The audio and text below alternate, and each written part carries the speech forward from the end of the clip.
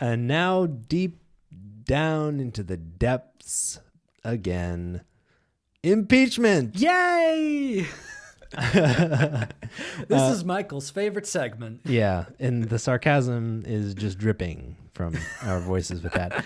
Generally, like, I don't like impeachment. I'm not excited about it. I'm not happy about it. Yeah. It is. I mean, what's to be excited about? There's nothing you can do about it. I mean, what you should be more excited about is the prospects of voting in either the Democratic primary or in and in the general election in November 2020. That's what you should be getting excited about. There's not really much that we can do as citizens except maybe express our opinion during the impeachment inquiry. Yeah. So I definitely do think that we shouldn't use the impeachment inquiry to distract us from important issues, like the DREAM Act and DACA, like other things we're going to talk about later with healthcare. Yeah. And we shouldn't do it to distract against us, but at the same time, it's big news that's happening. Yeah. Let's not forget that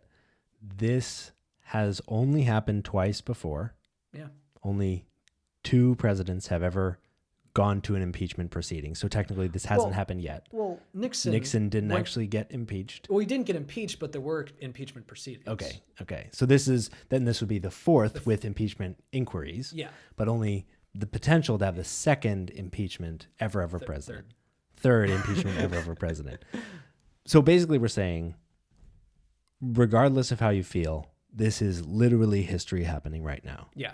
And it is important to talk about, as long as we don't let it distract us from other issues that, like, we can actively fight for to implement policy to make people's lives better. Exactly.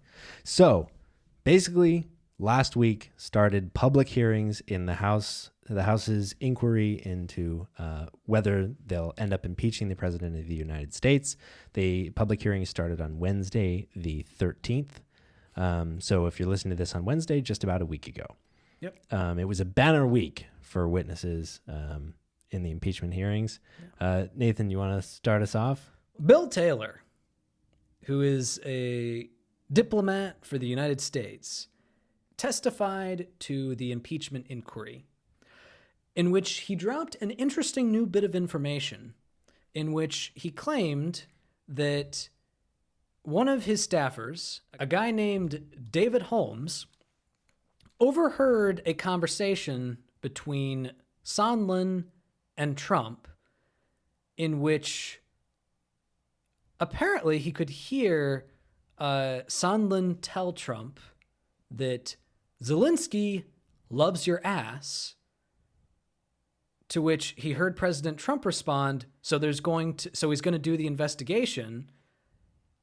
To which he responded with saying he's going to do it, anything you ask him to do. After he got off the phone, he had asked Sondland if it was true that the president did not give a shit about Ukraine, which Sondland responded by saying that Trump only cares about big stuff. So let's break that down then. Yeah. So let's step back a little bit. So one, this is not the same phone call that we've heard about and that the transcript was released. That was the July phone call with Trump and Zelensky. With Trump speaking to the president of Ukraine, Zelensky. Yeah. This was a phone call that Trump had with Sondland. Yeah. And the important thing that this kind of brings to light is, I mean, it's another one of those things that provides evidence to something that we all already knew, which is Trump doesn't care about the corruption. Right? Yeah, which is a Republican argument that we've heard a fair amount. And one of their main arguments is that, one, this is like the normal course of business, and two, that this is Trump trying to combat corruption abroad. Yeah. And that because that is the case, this is not an impeachable offense, if it's even an offense at all. Many people argue that this is not, that trying to force the Ukrainian president to announce a public investigation into Hunter Biden. Many people say that that's actually not a problem at all. And this is one of the reasons why, that it's actually for combating corruption abroad. Yeah. And it's important just to put this in context of saying that truly that's not the intent of this request. Yeah, absolutely. And, a lot of people also pointed out, Adam Schiff actually pointed out that that if David Holmes was able to hear Trump on the other line, he must have been speaking really loudly. Trump just standing there, like, shouting his crimes, like, don't forget to get those investigations. Yeah, and like, totally not about Ukraine. It's about Biden. And if something, also, like, an important point is, like, just to step back and think about the arguments that Republicans are making.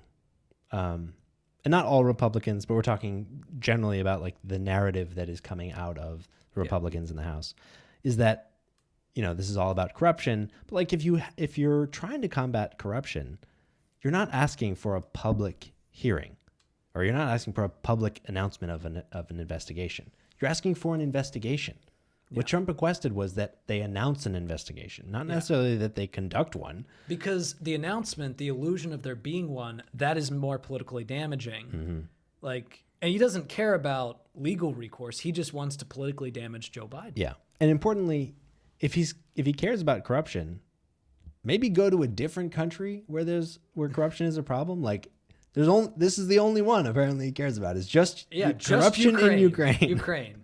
I mean, not the corruption in Turkey, not the corruption in Saudi Arabia. No way. Where they killed one of our reporters, one of our journalists. Not the corruption in Russia. This is a top priority. Is corruption in Ukraine. Yeah. Which he happens to think they have the DNC's emails in some server in Ukraine. It's the deep state, Nathan. It's the yeah. So and I mean, if he really cares about corruption, I think there's a really good thing that he could actually do to, like, fight corruption on a global scale. Actually, he could resign. I think that would do a great job of fighting corruption. I would actually or testify. Which apparently, I was reading some reports earlier today. He's claimed that he's open to the idea of testifying in front of the House. But his aides won't let him. Oh, they don't want him to, because they know that as soon as he gets up in front of there, he's going to admit to everything. I don't listen to my people. I don't listen to my people ever.